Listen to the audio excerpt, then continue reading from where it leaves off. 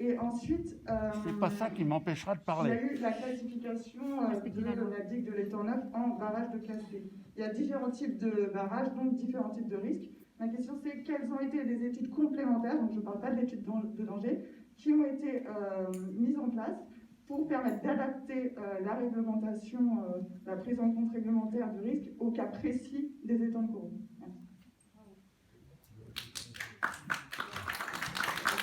Je ne suis pas sûr d'avoir bien compris votre question. Vous dire pourquoi on a classé le barrage en C, c'est ça? Oui, il était classé en C. J'ai bien compris que les critères, il y avait des critères qui ont imposé la classification. Ouais.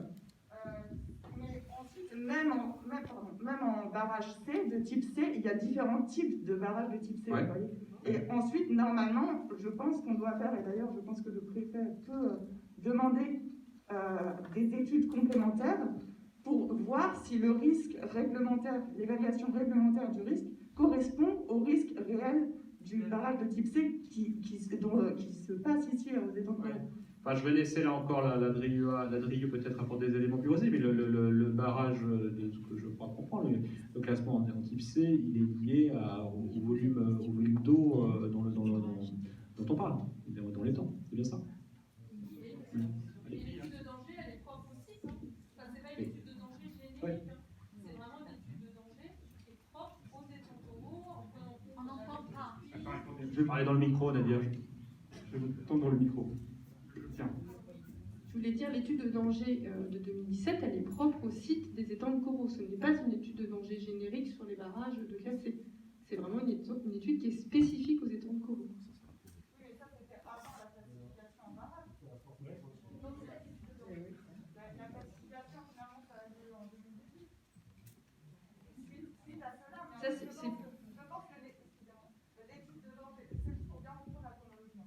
L'étude de danger, elle a amené à la classification en barrage.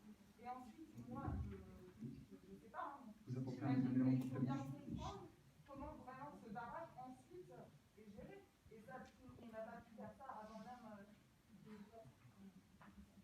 Alors, l'étude de danger permet d'avoir un diagnostic approfondi de la situation de l'ouvrage, de ses pathologies, pour pouvoir permettre éventuellement, quand il y a des pathologies avérées, de proposer des solutions de confortement.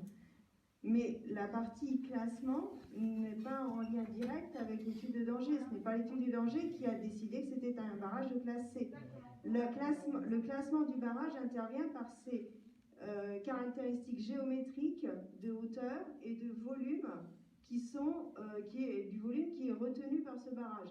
Ce sont ces caractéristiques-là qui définissent la classe du barrage, et en l'occurrence, là, on rentre dans un barrage de classe C. Bien. Merci. Une autre question? S'il vous plaît, moi je voudrais revenir sur le curage. Peut-être ici.